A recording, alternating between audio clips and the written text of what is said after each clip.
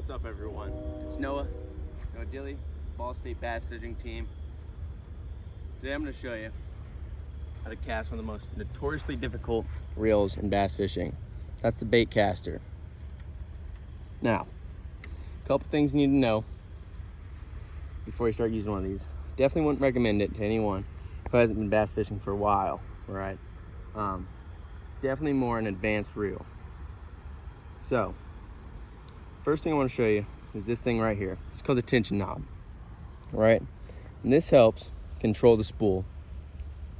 The spool has a mind of its own. The second you release this button right here, the spool just spins. And once the second that bait stops spinning, this doesn't. This isn't going to stop. So you get these little coils of line in there. Show you here, like that, right? That's called a bird's nest. That's what happens when your bait stops moving, but your spool doesn't. Now, as you can see, it takes a long time to get out. You don't want to waste your time on the water dealing with these all day. So, a couple ways to avoid them. It's adjusting this tension knob to where your bait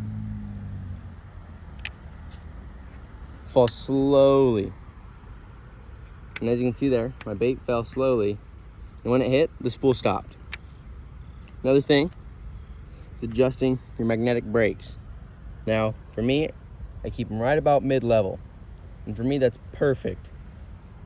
Keeps it from backlashing, but it still doesn't affect my casting distance that much. Okay, put that side plate back on. Now I'm gonna show you how to actually cast it. You come down to this beautiful body of water here behind the Ball State dorms. I know it's getting a little dark, but stay with us here. This right here, this little button is what we're gonna do to release the spool. Now when you do that, you gotta keep your thumb on the spool. You push the button down. You're holding on to the spool with your thumb. If I let go, it's gonna spin. It's gonna spin. So I gotta hold it there, push the button down. As I pull it back, I keep my thumb on there. Keep my thumb. And then when my rod's about in front of me, I let go, all right? I don't know if you saw what I did there, but once the bait got close to the water, close to hitting the water, I put my thumb on the spool to stop it. Because even though the brakes help stop it, they don't fully. And you'll get those bird's nests, especially with those hard, heavy, long distance casts that you really are using this thing for. So to show the thumbing off again, bait hit, almost hits the water, thumb it. Stops it in its tracks, stops it there. But it stops it from backlashing too. So I'm gonna show you full cast.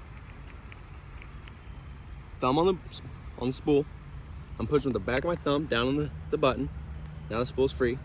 Just keep my thumb on it and stop line from going out as I whip it back. And I'm casting it forward. Then I'm stopping it with my thumb as it hits the water. And then you just start reeling it. So, in conclusion, just your tension knob to where your spool doesn't release the line too quick, bait falls slowly. Just this, just about the mid-level to where you feel comfortable and you're not gonna backlash too much. Then when you're ready to cast, push on the button, hold the spool, push it down, cast, and before your bait hits the water, thumb it. You're good to go. Oh, I got a fish. Yeah. And that's how you do it, kids. That right there.